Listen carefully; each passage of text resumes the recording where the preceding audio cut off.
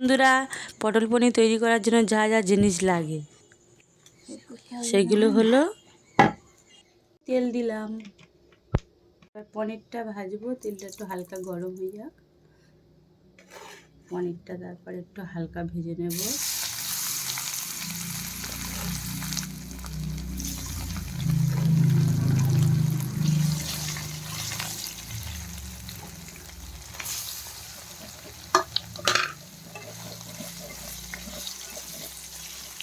একটু হালকা ভাজা হোক, পনিরটা হালকা হালকা ভাজা হয়ে যাচ্ছে।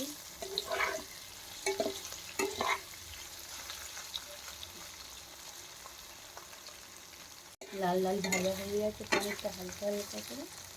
এবার নামিয়ে নেব।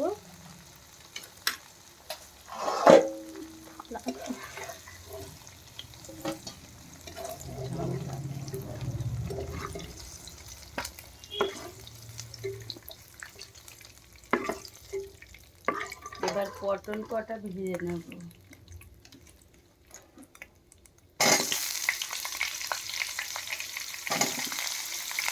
ভালো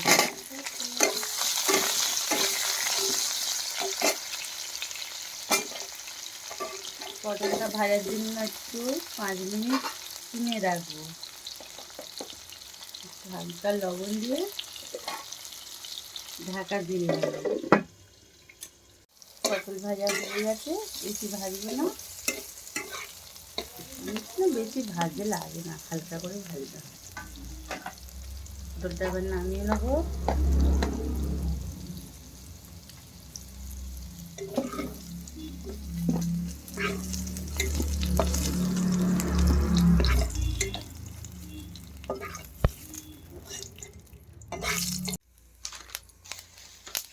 তেজপাতা দেব,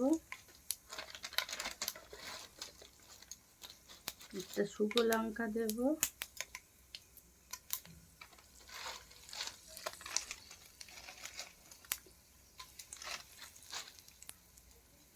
তেজপাতা, শুকনো লঙ্কা, টমেটো, 5 ফোড়ন, শুকনো লঙ্কা, তেজপাতা দিলাম।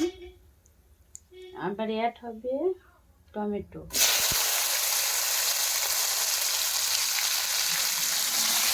আর কাঁচা লঙ্কা একসাথে দিয়ে দেবো।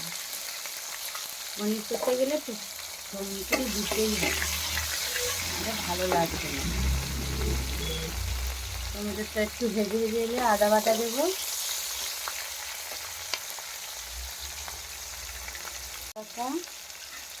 দিয়ে দিলাম। আদা একটু বেশি নাড়বো না, তিতো হয়ে যাবে।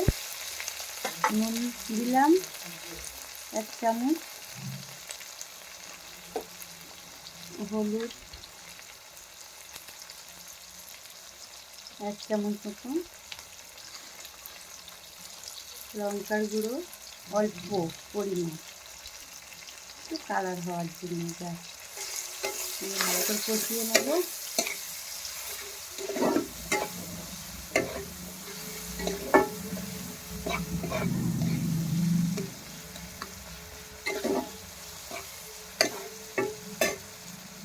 পনির সব দিয়ে দেবো, দিয়ে ভালো করে কষবো।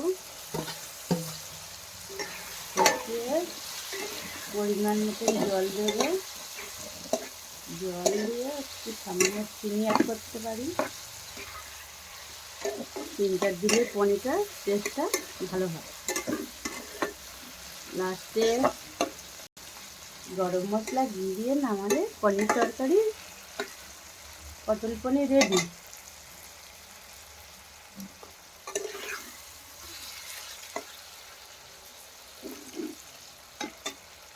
জিরের গুঁড়োটা একটু দিয়ে দেবো অল্প,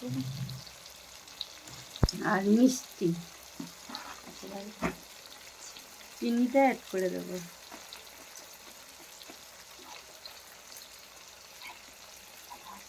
চিনিটা একটু বেশি লাগবে।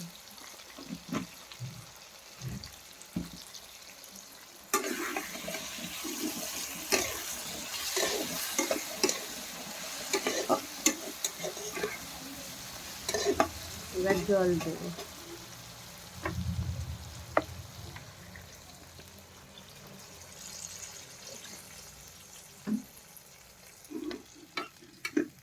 জল দিয়ে 10 মিনিট ফুটিয়ে রাখবো।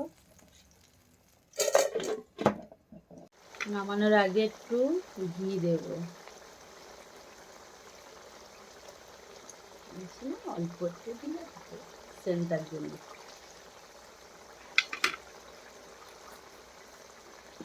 একটু গরম মশলা দেবো।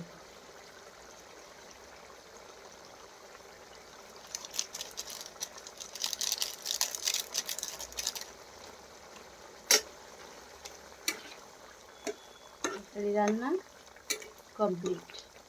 আপনারা ঠিক ট্রাই করবেন, কমেন্টে জানাবেন এরকম রান্না কে কে করছেন, করে খেয়ে দেখবেন, খুব ভালো লাগবে। এতদূর ভিডিওটা দেখার জন্য লাইক আর সাবস্ক্রাইব করবেন। থ্যাংক ইউ, ধন্যবাদ।